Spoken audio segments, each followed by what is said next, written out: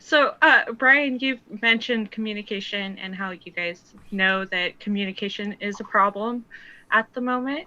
One of the questions was, how do you guys plan on improving communication? If do you guys have a specific process in mind, or any idea on how you could improve communication with agents? It's like this is amazing, by the way.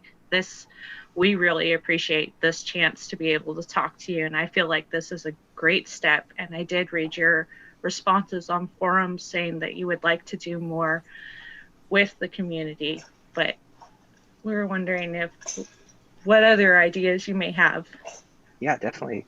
So yeah, like I mentioned, I've been trying to do things like these calls during first Saturdays. I do sometimes feel a bit bad because they almost end up turning into kind of like focus groups. Like I often ask about, if you had a golden ticket and you could change anything or fix anything with the game, what would you do? Um, but I think doing more calls like this, that'll certainly at least be a step in the right direction. I do also want to add that I feel very appreciative and honored that you want to talk to me. So thank you again for putting this together. The other thing though is that um, we have a small team trying to figure out what the right size of the team is, and then what the right functions that we're staffing are. We don't have a dedicated community manager, and so I know the Vanguards have really, really pushed us about, this is why you need to have someone in this role, because the producer role, there's a lot of different parts to my day-to-day job. I end up spending quite a bit of time just in meetings. I would love to be able to spend more time actually being able to kind of post in the forums and close the feedback loop so people know what we're doing. But I think I would say I'd answer it twofold of one, we probably do need to revisit how we staff the team or what we're prioritizing so that we make the time to actually close that feedback loop and reply. So not just listening, but we're also communicating out or broadcasting out. And then two, I do also want to make sure that we're actually acting on that player feedback so that when players say, hey, this is what's broken with comm, that it's not just, I feel like the communication issue, part of it is that people share feedback and then they just don't see anything change. And so that's the part where I'm more on the engineering side, or I have more of, I guess, coming from having worked at Google for 12 years or 13 years, I look at problems more from the engineering angle. Rather than talk about it, I'd rather just fix it. And we have to do both. We have to explain, yeah, we're aware of that problem, we're working on it. Here's maybe a rough timeline for how long it might take us to do that. And then usually that same person is not the engineer behind the fix or the resolution. So we can do both, and we should be doing both. Yeah, I think that will help a lot in responding. I know a lot of people in our own chat that we moderate, they mention, oh, well, I made this post and there wasn't anything that came of it. I didn't hear anything. And so there is the want to hear a little bit more from you guys, from agents, and that would help greatly, I think. I think the other thing that I've kind of looked at is how are some of the other Niantic Games teams also addressing this? So, for example, with the Catan World Explorer game, so it's currently in soft launch. Oh my God, I can't wait. I was just looking at how they organize their forum, and their version of the forum has a bug reporting tool or kind of like a known issues like voting board in a way. Mm-hmm. And something like that, I think that could also be beneficial for both sides of one, kind of like that to-do list or that backlog that I mentioned on our side that we have internally.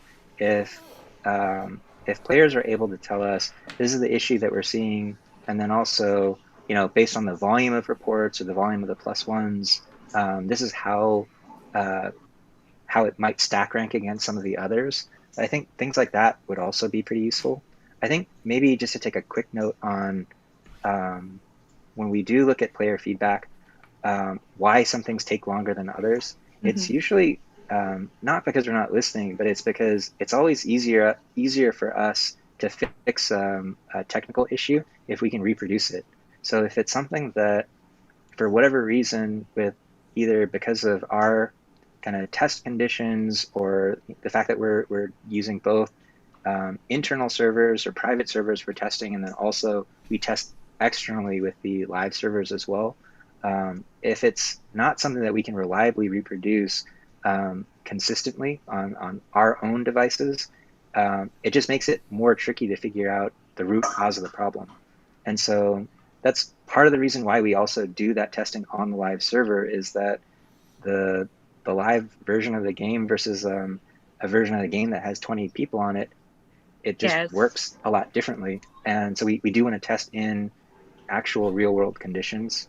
But when players are filing those bug reports, I'm not trying to put more work on the community, but if you are sharing, here's how I'm able to reproduce this consistently, that is always helpful for me to be able to just basically confirm and then figure out, okay, why is this thing happening? That's part of what's made the comm issue so difficult, is that it kind of depends on how many messages are coming in. So if you're looking at it from the 5 kilometer view versus the 100 kilometer view, comm is acting different. I know from the player perspective, like, that's also incredibly frustrating because it's kind of inconsistently not working. And so, yeah, again, I keep bringing that up because we've been talking about how are we going to fix this thing. So it is top of mind. We're working on it, but that's an example of why things sometimes on the surface seem really trivial. Like, well, obviously it's broken. Just fix it. But it can sometimes just be tricky if we can't reliably reproduce it consistently.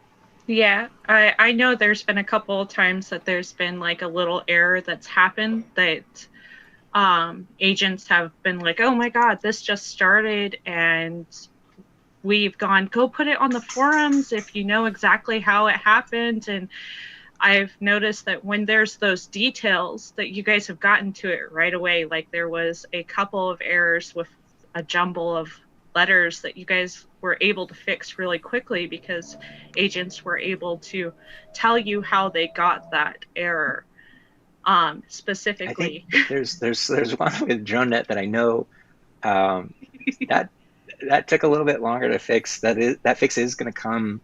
I believe it's in the next release, so not in 256. But there's one, for example, where DroneNet, if you don't have enough XM, instead of giving you a human readable error message of like, nope, you don't have enough XM, it instead sends back, I don't know, it's something like NHLDNNG whatever. Yeah, so we I've just seen for that. fun, we just converted that to a passcode that gives you XM.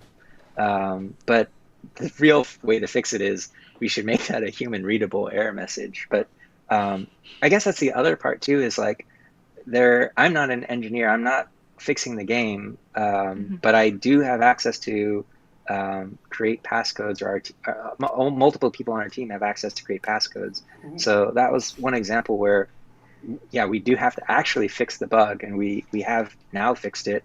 Fix is going to be released soon, but in the meantime, at least we can have those kind of Easter eggs. And I think some of the Easter eggs, I think, haven't gone over as well as others, but that one was one where it just gave me a chuckle, because the actual error message is you don't have enough XM, but yeah, instead it's just some crazy string of random letters.